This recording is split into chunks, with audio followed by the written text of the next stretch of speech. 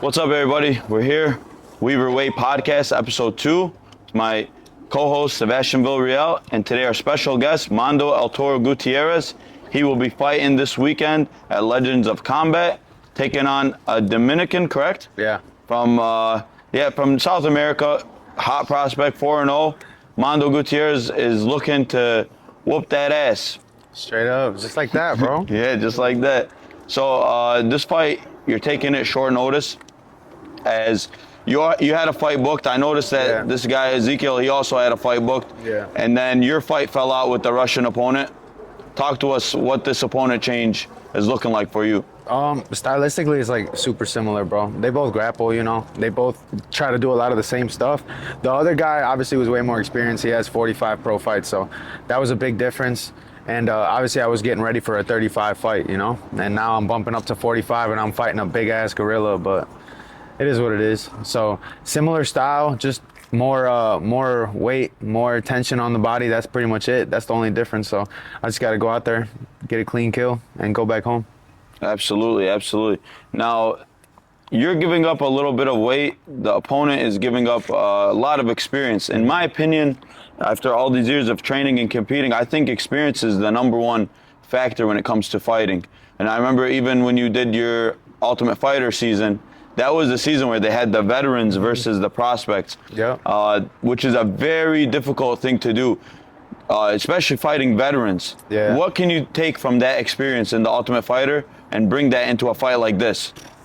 I think honestly, just like everything accumulates throughout your career, you know. Though, like when you go to Thailand, they don't say, oh, my record is so and so. They just go by, I have 25 fights, I have 50 fights, 150 fights, because that's what really matters. Is like the experience, the amount of times you've heard that door clink, the amount of times you went in there and it's you versus the other person. That's what makes the difference, you know. So for me, I think I've been in there 3 times, 4 times as much as this guy has, and I'm super excited to go out there and show that experience. You know, he got a little bit of a weight advantage, but everything else is in my side of the ballpark. So I'm super excited for this, and I'm ready to go out there and show him that there's still things he got to do. Yeah, there's a lot to learn in this game. And like he was saying, when it comes to when you meet other fighters, we typically don't ask each other like, yo, what's your record? It'll be like, how many fights do you have? And that's based on what? Based on you going in the ring, because there's a lot of things that happen in these fights. So wins or losses don't necessarily define an athlete or a fighter. It's about the experience. And in a fight like this, I think Mando's experience is going to carry him through this one. Where do you think your biggest advantage is, since he's more of an inexperienced fighter? You think his inexperience is going to show with the hands or the grappling? What do you think? I don't think it has anything to do with any of that. He's good everywhere. You know, if you watch him, he's knocked people out. He's submitted multiple people. He's well-rounded. He has a good skill set, and he has a good tank on him. So for being as big as he has pretty good cardio. I don't think any of that plays in a factor. The only thing that factors in is the simple fact that he still fights with a lot of anxiety. He still fights like he has to get the fight finished right away. You know, he's never settled into a fight, and that's something that I feel like I possess that he doesn't. Is I'm okay with wherever the fight goes. You know, I'm just gonna be surfing that wave regardless of where it is, and I'm super excited to show that. You know, I feel like at some point in there he's gonna adrenaline dump when something doesn't go his way. What's he gonna do next? He hasn't felt that before. That's the thing about undefeated fighters. Like, those are the easiest ones to crack when they deal with some adversity. So I plan on giving them that adversity. That adversity is me. Hell yeah, bro. That Italian fighter you fought in PFL, he was undefeated too, correct me if I'm wrong, right? He was 11-1. 11-1, yeah. I remember his that loss fight. was a decision. He came out very aggressive, and then you turned the fight. And I've noticed that trend again, when I've seen you fight a lot. I've noticed like a lot of your opponents start off very aggressive, and then something happens in there with you. You break them. You seem to like bring out that dog lately. Yeah, I think I started really flipping a switch, bro. I mean, it's just like I've been in there so much. I owe it to myself to go out there. Like, I can't worry about getting hurt. I can't worry about breaking something. I can't worry about anything. Yeah. Reckless abandon is the way to go, bro. Everybody's so scared to go out there. Like, you're not scheduling something else anyways, so what difference does it make? You know what I'm saying? Like, I don't plan on being alive the next day anymore. Like, I don't care about any of that. I don't want to survive. I want to go out there and perform to the best of my abilities with absolute reckless abandon. abandoned. And if you don't have that, you're not going to win, especially at the higher level. Like, you get away with athleticism, you get away with some good techniques as an amateur and early pro, but once you start getting to that later phase, like, these dudes are in there ready to die, bro. Absolutely. So, like, you know what I'm saying? Like that, and that's why I won that fight, because I was ready to die that day. And for me, like, you could see it that day. Like, you could really see it, and I think that's what's been winning for me, and that's like the secret sauce, and that's what I've been doing, and it ain't gonna change this time. So I hope this dude knows, like, he goes in there, he talks big game, he's confident, he's good, all that, yeah, but he hasn't dealt with somebody in there like me who's made that decision before he walks out. That's what it's all about. Yeah. How many fights do you have now? 15 pro. 15 pro, and then pro. the amateur fights, how many? 7.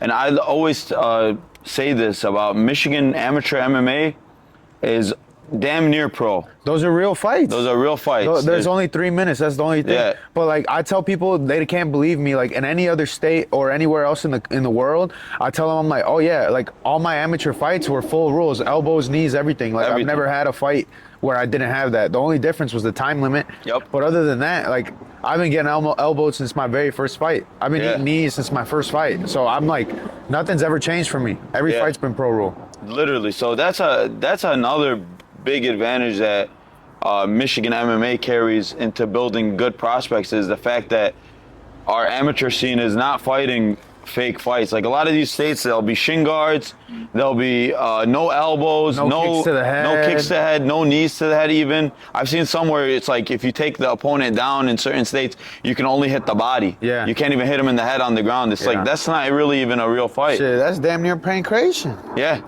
So I think that also is going to carry over for sure. But like Mando's saying about the professional, that he's reached a certain level where now he's deciding, like, he's willing to die in there, is because, like, there's a lot of things on the line. Yeah. Talk to me about what you're fighting for. What's the purpose behind everything that you do? Man, I think at this point, bro, I just owe it to myself, you know, bro. I mean, I've been doing this so long, and I still have.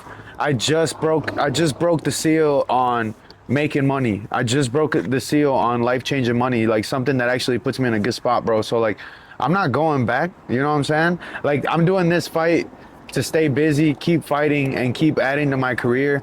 And, you know, I fight for these special moments. I fight so that one day when I look back and I did everything that I wanted to do, you know? No one's going to tell me I skipped out on anything. Nobody's going to tell me I missed out on anything. I'm running it. I'm running it all the way through. So now I'm just fighting. I'm fighting to go out there and beat the piss out of somebody, bro. You know? Add to the highlight reel and have a dope-ass highlight reel when I'm done with this shit. Like, it's amazing. Yeah, that's it. How do you think you got to that mentality where it's like kill or be killed? You think it's something you've always had? Do you think slowly throughout life you developed this kill or be killed mentality, or you think throughout the years of your experience it's finally starting to happen? What do you think? Nah, bro. I mean, ever since my first amateur fight, I was always training like a pro. I came from an athletic background. I came from a wrestling background where I was already training like a pro, you know? So on that sense, nothing's ever changed for me. I never step in the cage expecting to lose or hoping to lose. Fuck that. Like, for me, it's just losing. Losing is what makes you feel that way. You know, every time you lose, it's like, I'd rather die than feel that feeling again. And I feel it every time. And obviously sometimes things are out of your control. You can't control certain shit, but if it's up to me, I'm winning the fucking fight, and I'll do absolutely anything I can to win the fucking fight. So, I mean, nothing changes this time. Hell yeah, man. That's amazing, bro. Yeah, I mean, you've seen damn near everything, I think, as a fighter. Yeah. Like, you've been injured in the ring, you've had big victories, comeback victories, submissions. I really think, like, I've seen you, like, from your first amateur fight to now is like a completely like evolved fighter. And I remember, like, when you first started, you came from Chicago, right? Yeah. And you came in and you had a good wrestling background. Yeah. And like over these years, you've developed the striking, and you've gotten a chance to train with some amazing people, and be coached by some amazing coaches. I know Joaquin has a big role in that, and then now you're with Valley Flow as well, correct? Yeah. And I know they have another good coach as well. Yeah. And you've even gotten coached by Conor McGregor. Yeah. What is some of the different looks that you've had, and what are some things that you've liked learning from someone like Conor versus Joaquin and all these other guys? With Conor, I got like a good mental edge, you know, because everything he does is like really, really mentally intense. Everything he does is like every rep has to be perfect. It's not necessarily the most physically taxing thing on earth, like training with him, but mentally it's super, super draining because everything has to be on point mentally. And that's something that I try to do now. Like every rep I do is fight night rep, you know? I'm doing it the way I would do it 10 minutes before the fight when the anxiety's kicking in, like the rush is kicking in. Like I gotta do it the way I would do it there. You know Like what I'm when it saying? matters. Everything has to be perfect the way when you need it the most, it's gonna come out perfect. So that's how I do it. Oh yeah, that's really cool. You got anything for him? Yeah. Hold on, let me crack this cold one. Hell yeah. Yeah, enjoy it, bro. That's my favorite drink in the world. Celsius. If you guys are watching this, Hey. we drink you every day. You know, this the gasoline. We love it. Gotta support the homies, Celsius. Come on now. Yeah, training with Connor must have been badass. Yeah. It was a good experience overall. Oh yeah, absolutely, bro. That's one of the experiences I'm gonna take for the rest of my life, bro. Like, I talk about it all the time. I think about it all the time. It was badass, you know. And it's more so like to me, like Connor isn't like some mogul, you know. Like that's a person. Like I got to experience him. I got to take some of that energy, and I got to see it and feel it firsthand. So like, I mean, I have that, you know. Right. Like I said, like my life's a movie, and I want it to be the best fucking movie of all time. Yeah. And that's definitely gonna go in the trailer. You know Oh what I'm yeah, saying? because you also even got to, at a certain point, I remember you were cutting Conor McGregor's hair too. Yeah. I was gonna ask you that. Because Mando, by the way, just so you guys know, like, I don't know how you make time for all the things that you do. This shit drives me crazy because I'm like, bro, one day Mando will be like doing a mural, cutting hair, training for a fight. Yeah, I don't even know. Maybe even fighting at the same time, you know? Yeah, bro. How do you make time for everything, bro? That's insanity. Dude, I don't know. I think it's just like all the things that I used to get in trouble for when I was little are all the things that make me money now, bro. I always used to get in trouble for fighting. Makes me money. I always used to get in trouble for drawing and graffiti. It makes me money. I always used to get in trouble, bro. I always used to get in trouble for cutting my little brother's hair and fucking their shit up.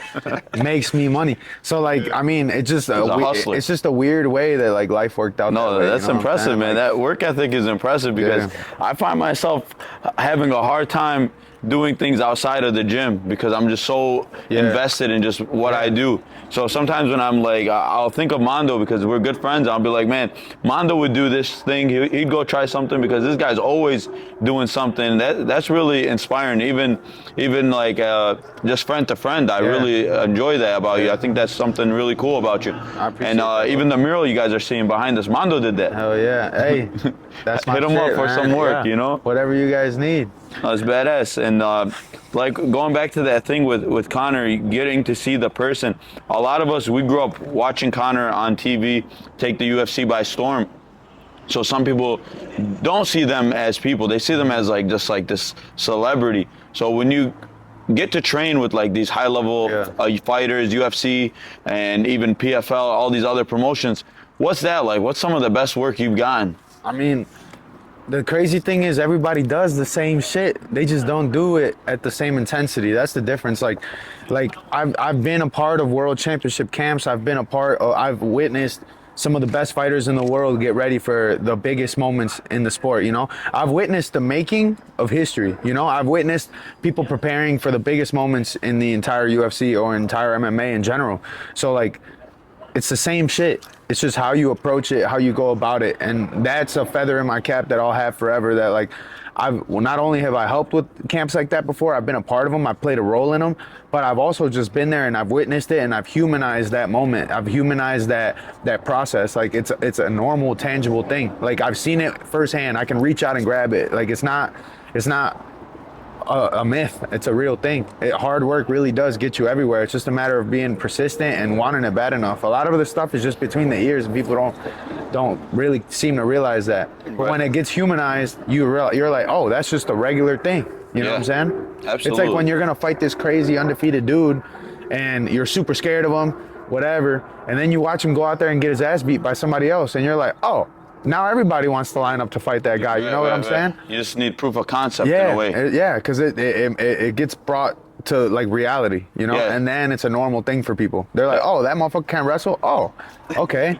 What was I scared of? You know what I'm saying? Makes sense. That's why I try to tell my young fighters that I train in here is like, don't give people more respect than they earned, you know, just because you see someone taking pictures with a famous fighter or he trains at a big gym, it doesn't mean that he's really necessarily doing something that we're not doing, you know. I think Michigan MMA and Michigan combat sports in general stacks up with the best in the world. Oh, absolutely, bro. Our ecosystem here is really good. When I go other places, I tell people all the time, I'm like, dude, Michigan's so weird that we have our own thing. We have every tier of fighters here, and obviously, like, you know, we typically, like, people come up fighting each other.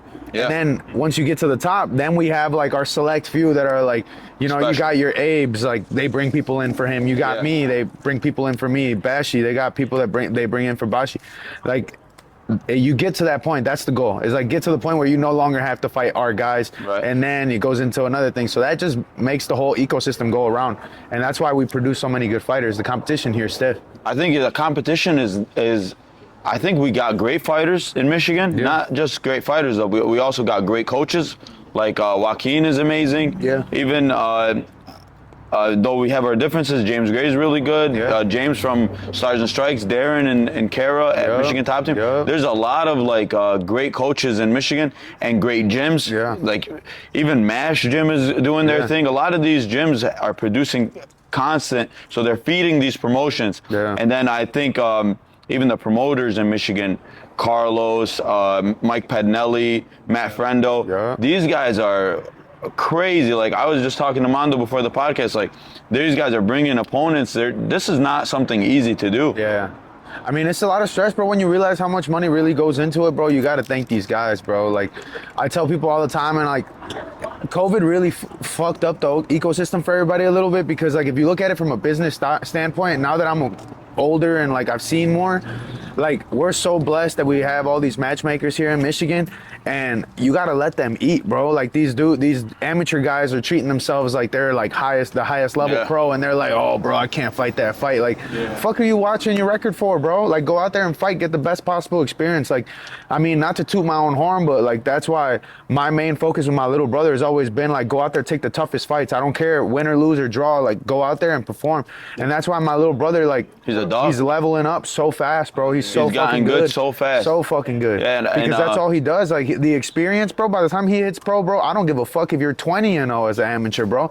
You damn sure don't have the experience that my brother has in there, because he's been locked in there with pro guys now, you know? Absolutely. He's been going at APFC as well, doing fights there. He just did some boxing. That's what you got to do with your guys. We even had our guys fight each other, our youngins. Lucas where and have you Yusuf. ever seen a fight that's 0-0 like that? Ever. Bro. Both guys 0-0. Nobody's seen that, bro. That was and, incredible. You know, and it was an all-love fight, you know what I'm saying?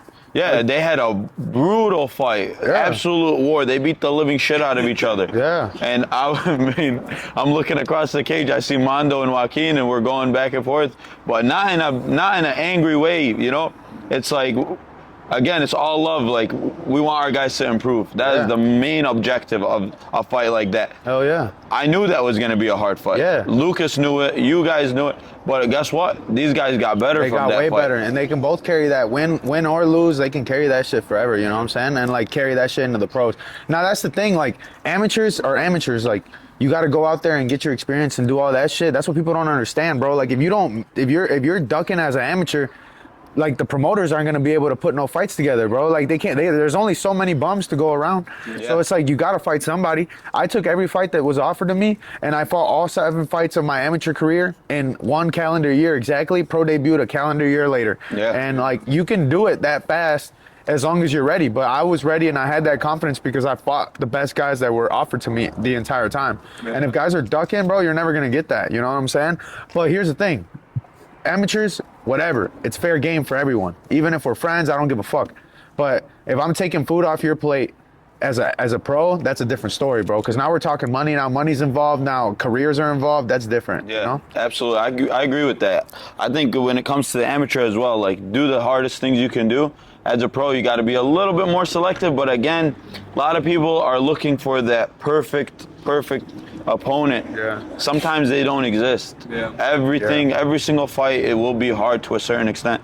So you have to sometimes just be flexible, be willing to work with the promoters. Otherwise, there's really going to be people who don't want to work with you. And that's what a lot of fighters fail to understand is like, at the end of the day, it is a business, and you're gonna have to do some things you don't want to do in order to be successful. Exactly. Talking about like how all the fights you had leading up to it, when you got that call for the Ultimate Fighter, what was that like for you? Like we were talking about how you want to start humanizing it, Yeah. but you start later on in your life humanizing it the more you've been around certain things. So when you're finally getting that call after all these pro fights, what was that like for you? Honestly, bro, I'm not even gonna lie to you. It was just another day, bro. Really? Because to me, I've seen this moment so many times in my head. All these things that have happened to me, I've brought them to life, you know? Every day that I go in the gym, I'm working towards these goals, and I visualize them all the time. I humanize them all the time. Like I said, I bring them to fruition. And then when it comes, I've experienced it a million times in my head already. So when the call finally comes, it's almost more like a sigh of relief. And then it's just like a guide that lets you know you're going in the right direction, you know? It's just like when you're on a hike and you see the next pillar or you see the next post that tells you like, oh, walk this way. Like, okay, I'm doing the right thing. I'm going in the right direction. Everything's cool. Hell yeah. And then that Ultimate Fighter, 6 weeks, correct? 8 weeks. 8 weeks, Wow. no phone. 8 weeks, no phone, bro. Wow. And my And no girl internet. my girl had just moved into my house the month Oh my before. God. Yeah, the month before. And then I got the call, and then I'm gone for 8 weeks straight, bro. Oh, No man. phone, no They don't ever contact let to you the call? outside world. Nothing. What? No It's like prison. phone, no contact to the outside world, no music, no books, nothing. Zero. That's Nothing. crazy. Man, and you're very family oriented. You even have your dog, Aspen. How was that without your dog, weird, your bro. My family, whole your routine- friends? It was crazy, bro. My whole routine was really thrown off. Really thrown off. But I mean, that's what makes you stronger. Like you have to do what you got. Like same thing with Japan. Like when I went to Japan, that was a fucking cakewalk because at least I had my phone. You know what I'm saying? I didn't have any of my people. I was out there by myself. Shout out Tony Laramie for staying an extra week and cornering me. He's the man. Tony Yeah, Laramie. Good bro, guy. me and him did that shit together, bro. That's it was amazing. It was just me and Tony fucking around. He stayed an in extra week Japan. for you? And he stayed an extra. That- Well, I cornered that's what him. they'll do. Yeah, that's I put him awesome. on, and then I put him on. I had him. Like I was already there for a few weeks. He came and trained with me. Yada yada. You know, I had a little bit of home because like at least we were homies already. We had trained together already. Get prepared together. We go out to his fight in Nagoya. He wins, and then he stays an extra week. He corners me, I win, and then we both go home with some fat pockets and chilling. Yeah, so it was a good day. Japan. Yeah, it was a good time. And then, what'd you do to pass the time for 8 weeks besides the training? Of Does course. it change your mindset a little bit? Just 8 weeks of just pure training with fighters. Nah, cause like I mean, there's still a lot of what's the word? Fuck. Like, what am I thinking of? There's still a lot of temptation. There's still a lot of shit you can do. Like, just because you don't have TV or music or phones or anything, doesn't mean there ain't shit to do. Yeah. Bro, there's liquor everywhere. There's good food everywhere. So you do that on purpose. Oh yeah, It's a absolutely. TV show. It's a TV show, Yeah, bro. but They want at you. the They same want. time, you're building here- athletes. Here's the problem. People think the Ultimate Fighter is like a fight show. Yeah. It's not. It's a TV show with fighting involved. Yeah. It's not the other way around. It's not a fighting show. Like, they don't care. Bro, they were feeding us restaurant food for a week straight before we got into the fighter house, knowing we had to fight a week later. I have to pick out something from Applebee's to eat every day or fucking... That's so Yeah, bro. ridiculous. Every day. And I'm locked in a hotel, and it was hard. Wait, because so was it in a hotel your season, or was it in the first week when was they're in a hotel? picking people, we were in a hotel for 10 days, bro. That's What? disgusting. Before you even get there, and you're locked in the hotel. You can't leave. What year was this? 2023? Oh, okay. Yeah, 2 years ago?